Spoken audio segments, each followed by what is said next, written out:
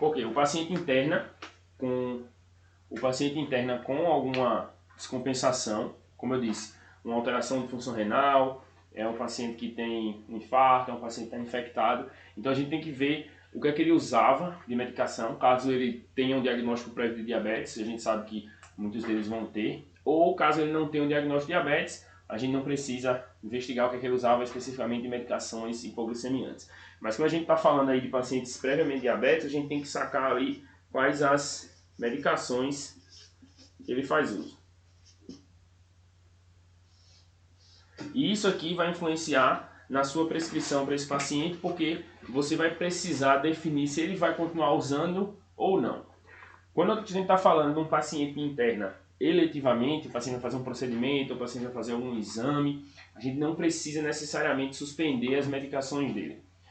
Algumas ele pode continuar usando, particularmente ficar atento aí para medicações que são hipoglicemiantes, sulfonilureias, uso de insulina. Então essas medicações, se você vai deixar o paciente em dieta zero, o paciente não vai se alimentar por algum tempo, suspende, né? Então a gente tira essas medicações para que esse paciente não tenha um desfecho, não tenha uma hipoglicemia, né? Ele não tenha uma complicação relacionada ao uso dessa medicação. Deixa eu só ver um negócio aqui rapidinho. Tá tudo certo. Então, precisa ficar ligado nisso aí. Quais as medicações que a gente vai ficar atento, que a gente precisa ficar ligado? A primeira delas, metformina.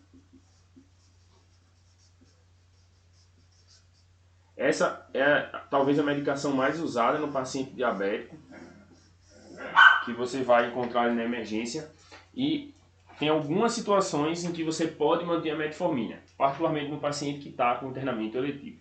Caso o paciente não esteja em internamento eletivo, você vai tirar a metformina da prescrição dele. Então, corta a metformina.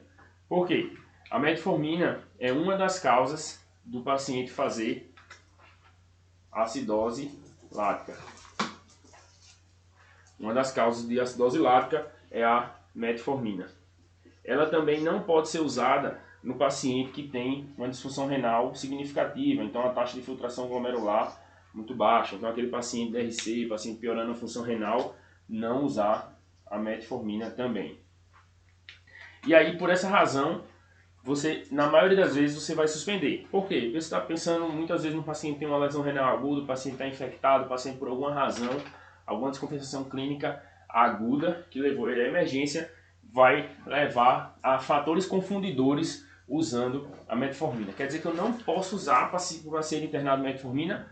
Pode, desde que ele tenha uma função renal ok, que ele não esteja mais em risco de desenvolver acidose lática, você compensou a infecção desse paciente, ele está mantendo internamento por alguma outra razão, porque está aguardando algum resultado de um exame, alguma coisa específica, e aí ele não tem um risco de você ter um fator confundidor associado ao uso da metformina. Mas na grande maioria das vezes você vai suspender. Outro medicamento, como eu disse, sulfonilureias. Sulfonilureias no SUS a gente tem bastante presente, né, particularmente a glibenclamida. Essa aqui a gente também vai suspender. Por quê? Porque é um hipoglicemiante. Então o paciente tem um risco aumentado de fazer hipoglicemia. Particularmente, esses hipoglicemiantes, a gente tende a suspender eles porque o paciente, quando está no ambiente hospitalar internado ou num ambiente internado na emergência, ele tem uma ingesta alimentar um pouco menor. Então, você pode aumentar o risco do paciente fazer hipoglicemia relacionados a essas medicações. A gente tem outra classe de medicamento também, são as glitazonas. Esse aqui não é a classe de medicamento não, é porque o nome é complicado. É tiazolidenedionas, se eu não me engano. Algo parecido com isso.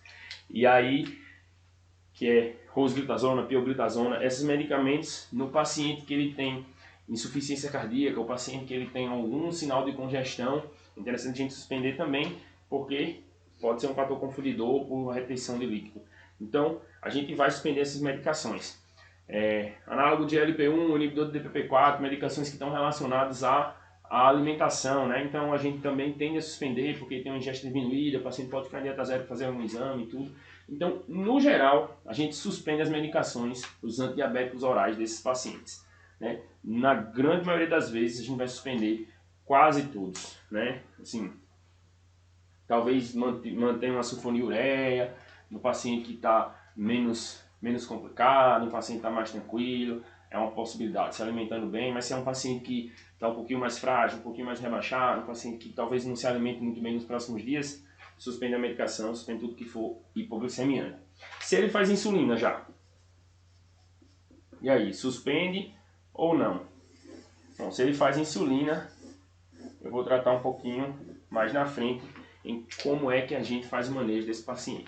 Mas, particularmente, a insulina a gente não suspende, né? A gente está querendo manter um controle glicêmico desse paciente, então a insulina dele a gente tende a manter a dose, talvez uma pequena redução, né? Vou falar um pouquinho como é que a gente vai controlar esses pacientes.